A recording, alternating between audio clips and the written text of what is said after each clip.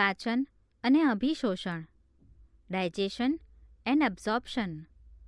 સજીવોની પાયાની જરૂરિયાતો પૈકીની એક જરૂરિયાત ખોરાક છે.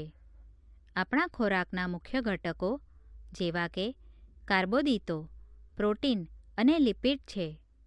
વિટામિન્સ અને ઓછી માત્રામાં ખનિજ દ્રવ્યો પણ આવશ્યક છે. ખોરાક શક્તિ આપે છે અને કાર્બનિક પદાર્થો વૃદ્ધિ અને પેશીઓના સમારકામ માટે છે. પાણી કે જે આપણે લઈએ છીએ તેનો દેહધાર્મિક ક્રિયાઓમાં અગત્યનો ફાળો છે અને આ ઉપરાંત શરીરનું નિર્જલીકરણ થતું રોકે છે. આપણું શરીર જૈવ મહાઅણુઓને તેના મૂળ સ્વરૂપે ઉપયોગ કરી શકતું નથી.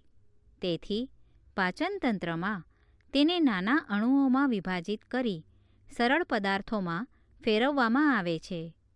જટિલ ખોરાકના ઘટકોનું શોષી શકાય તેવા સરળ સ્વરૂપમાં રૂપાંતરિત કરવાની ક્રિયાને પાચન કહે છે, જે આપણા પાચનતંત્રમાં યાંત્રિક અને જૈવ રાસાયણિક પદ્ધતિ દ્વારા થાય છે.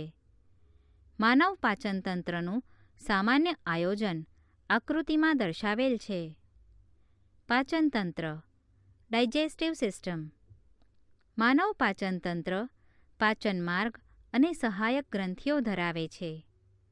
પાચન માર્ગ, એલિમેન્ટરી કેનાલ.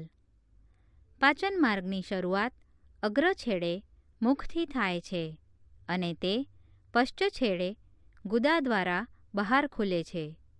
મુખ મુખગુહામાં ખુલે છે. મુખગુહામાં ઘણા દાંત અને સ્નાયુલ જીભ આવેલ છે. દરેક દાંત જડબાના અસ્થિના ખાડામાં ખૂંપેલા હોય છે. આ પ્રકારના જોડાણને કૂપદંતી થિકોડોન્ટ કહે છે. મોટાભાગના માનવ સહિતના સસ્તનો તેમના જીવનકાળ દરમિયાન બે પ્રકારના દાંત ઉત્પન્ન કરે છે: કાયમી અથવા પુખ્ત દાંત. હંગામી અથવા દુધિયા દાંતનું સ્થાન લે છે. આ પ્રકારના દંતવિન્યાસને પ્રતિસ્થાપી દાંત એટલે કે ડાયફાયોડોન્ટ કહે છે. પુખ્ત માનવમાં 32 દાંત હોય છે, જેના 4 પ્રકારો છે: વિષમદંતી દંતવિન્યાસ હેટેરોડોન્ટ, જેવા કે છેદક આઈ, રાક્ષી સી, અગ્રદાઢ પીએમ અને દાઢ એમ. ઉપરના અને નીચેના દરેક જડબાના અડધા ભાગમાં દાંતની ગોઠવણી આઈ, સી, પીએમ, એમ ક્રમમાં દંતસૂત્રની જેમ પ્રદર્શિત થાય છે. માનવનું દંતસૂત્ર 2123/2123 છે. ચાવવા માટેની દાંતની સખત સપાટી ઇનેમલની બનેલી છે, જે ખોરાકને ચાવવામાં મદદ કરે છે. જીભ એ મુક્ત રીતે હલનચલન કરી શકતું સ્નાયુલ અંગ છે, જે ફ્રેનુલમ દ્વારા મુખગુહાના તળિયે જોડાયેલી છે. જીભની ઉપરની સપાટી ઉપર નાના ઉપસેલ ભાગો જોવા મળે છે, જેને અંકુરકો પેપિલી કહે છે, જેમાંના કેટલાક સ્વાદકલિકાઓ ધરાવે છે. મુખગુહા ટૂંકી કંઠનળીમાં ખુલે છે, જે ખોરાક અને હવા બંનેનો સામાન્ય માર્ગ છે. કંઠનળી અન્નનળી અને શ્વાસનળીમાં ખુલે છે. ઘાટી ઢાંકણ એપિગ્લોટિસ તરીકે ઓળખાતી કાસ્થીની ઢાંકણ જેવી રચના ગળતી વખતે ખોરાકને શ્વાસનળીના છિદ્ર શ્વાસદ્વાર એટલે કે ગ્લોટિસમાં પ્રવેશતો અટકાવે છે. અન્નનળી પાતળી લાંબી નળી છે, જે પશ્ચ તરફ ગરદન, ઉરસ અને ઉરોદર પટલમાંથી પસાર થઈ જે આકારની કોથળી જેવી રચના જઠરમાં ખુલે છે.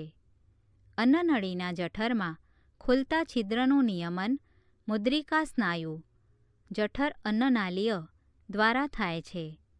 જઠર ઉદરીય ગુહાની ઉપરની ડાબી બાજુએ સ્થાન પામેલ છે, જે મુખ્ય 3 ભાગોમાં વિભાજિત થાય છે: હૃદયગામી ભાગ કે જેમાં અન્નનળી ખુલે છે, ઉપરી જઠર એટલે કે ફંડિક અને ની જઠર કે જે નાના આંતરડાના પ્રથમ ભાગમાં ખુલે છે.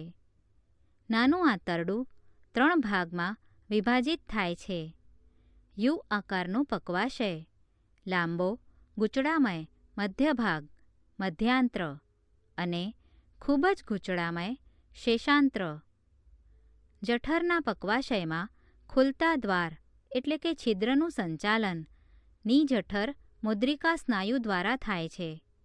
શેષાંત્ર મોટા આંતરડામાં ખુલે છે, જે અંધાંત્ર, કોલોન અને મળાશય ધરાવે છે. અંધાંત્ર એક નાની અંધકોથળી છેડેથી બંધ છે, જે કેટલાક સહજીવી સૂક્ષ્મજીવો માટે યજમાન છે.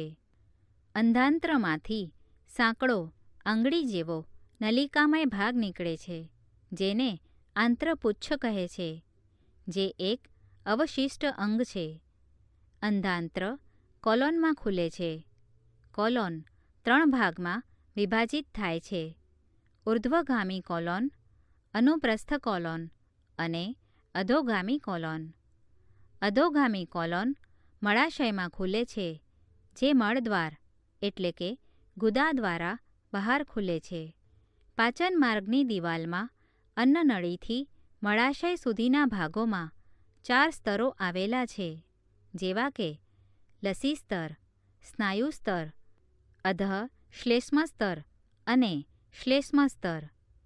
લસી સ્તર સૌથી બહારનું અને પાતળા મેસોથેલિયમ અંતરંગીય અંગોનું અધિચ્છદ અને કેટલીક સંયોજક પેશીનું બનેલું છે.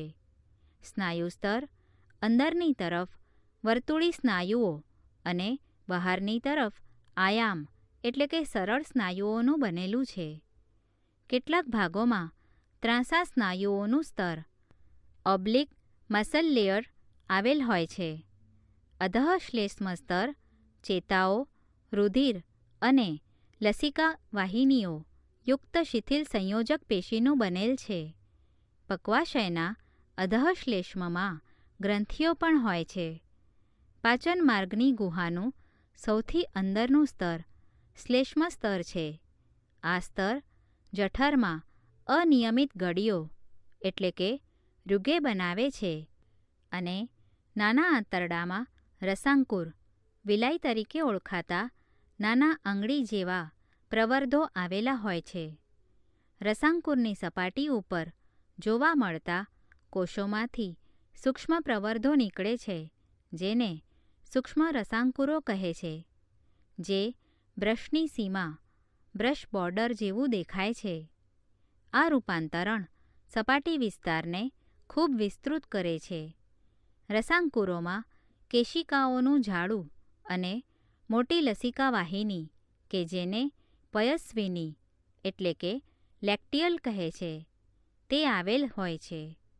શ્લેષ્મ સ્તરની ઉપકલા એપિથેલિયમ ઉપર ગોબલેટ કોષો આવેલા હોય છે, જે શ્લેષ્મનો સ્ત્રાવ કરે છે, જે ઘર્ષણ નિરોધક તરીકે મદદ કરે છે.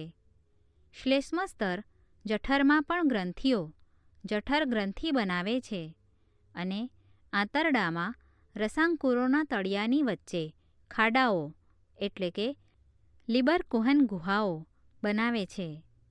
બધા 4 સ્તરો પાચન માર્ગના વિવિધ ભાગોમાં રૂપાંતરણ દર્શાવે છે.